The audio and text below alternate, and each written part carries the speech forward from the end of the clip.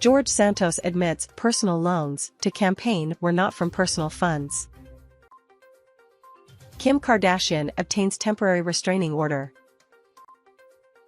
He is a good friend. New clip captures Ted Cruz falling flat with blatant contradictions in just 30 seconds. Jill Biden's inaugural Where to Go on display at Smithsonian. Princess Diana's perfect wedding curtsy shared online. Can't teach it.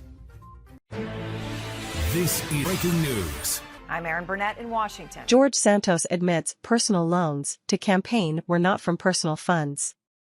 In a new twist to one of the most bizarre American political scandals in decades, the New York Republican Congressman George Santos appeared to admit on Tuesday that more than $600,000 in loans to his campaign did not come from personal funds, as was originally claimed. But new campaign finance filings first reported by the Daily Beast did not shed light on where the funds actually came from. One expert said he had never been this confused by a campaign finance form. Santos, 34, won election to Congress last year in New York's 3rd District, which covers parts of Long Island and Queens.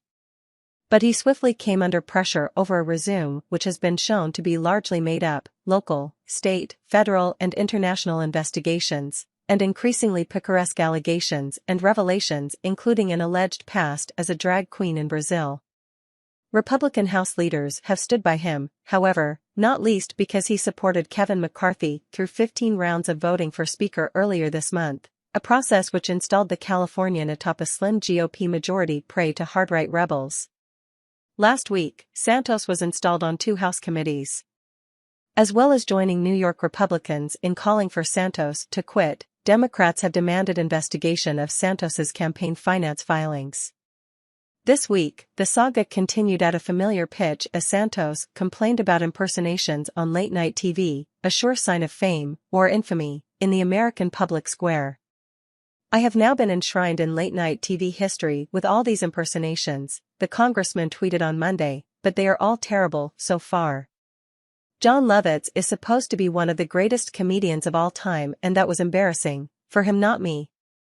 These comedians need to step their game up." Lovitz, who impersonated Santos on NBC's The Tonight Show with Jimmy Fallon, responded, "Thanks the review and advice. You're right. I do need to step my game up. My pathological liar character can't hold a candle to you."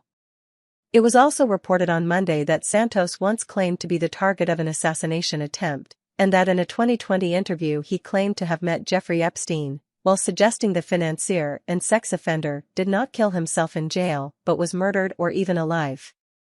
On Tuesday morning, Santos promised a surprise to reporters staking out his office in Congress, then served them coffee and donuts.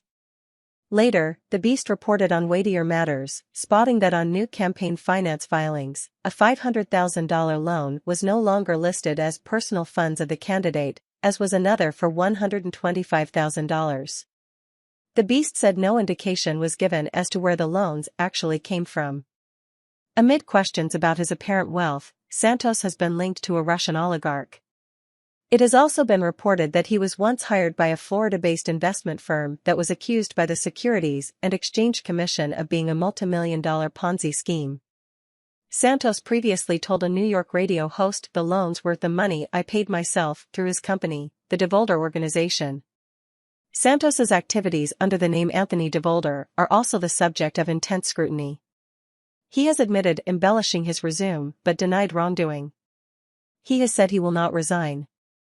Speaking to the New York Times, a lawyer for Santos, Joe Murray, said it would be inappropriate to comment on the new filings because of pending investigations. Jordan Libowitz, a spokesman for Citizens for Responsibility and Ethics in Washington or CREW, a watchdog group, told The Times, "I have never been this confused looking at an Federal Election Commission filing." Brendan Fisher, deputy executive director of Documented, another watchdog, told The Beast, "I don't know what they think they are doing." Santos' campaign might have unchecked the personal funds of candidate box, but it is still reporting that the $500,000 came from Santos himself. If the loan from candidate didn't actually come from the candidate, then Santos should come clean and disclose where the money really came from. Santos can't uncheck a box and make his legal problems go away. Kim Kardashian obtains temporary restraining order. Kim Kardashian has obtained a temporary restraining order about a man who referred to her as his wife. The Kardashian star has allegedly been subjected to unwanted attention from Jomini Victor Ziegler and claimed in court documents he had made multiple visits to her home over the last month, only to be stopped by security and posting explicit messages about her online. According to the paperwork, which was filed by Kim's lawyer Sean Hawley and obtained by TMZ, Kim also claimed the man had sent items to her room including a diamond ring and keys to a hotel room. The 42-year-old beauty says the man's actions have caused emotional distress, and noted that he has a criminal history which includes threats and firearms. A judge signed off on the restraining order, which will be in place until a full hearing on the matter takes place next month. Just a month ago, Kim was granted another restraining order against a man allegedly convinced he has been communicating with her telepathically. Andre Persaud was told he cannot contact the scheme's founder and must remain at least 100 yards away from the reality star after he went to her home at least 3 times in August. Kim claims to have never met the man and was concerned he would become violent after he allegedly claimed to have been armed, according to the site. Persaud is also said to have posted about the reality star on social media. The restraining order adds Persaud must not own or possess a gun and must surrender to authorities any firearms he may already own. Ziegler isn't the first person to send Kim, who has 4 children with ex-husband Kanye West, an unwanted diamond ring. In 2021, Nicholas Costanza was detained by security at her gated Hidden Hills community after sending her the jewelry and a morning after pill, and arrested for trespassing and violating his 5-year permanent restraining order. He is a good friend. New clip captures Ted Cruz falling flat with blatant contradictions in just 30 seconds. Senator Ted Cruz, Republican Texas, latest remarks highlighted his double standard regarding President Joe Biden and former Vice President Mike Pence. Although both have been found to have classified documents in either their private homes or offices, Cruz only believes one of them should be investigated, Biden.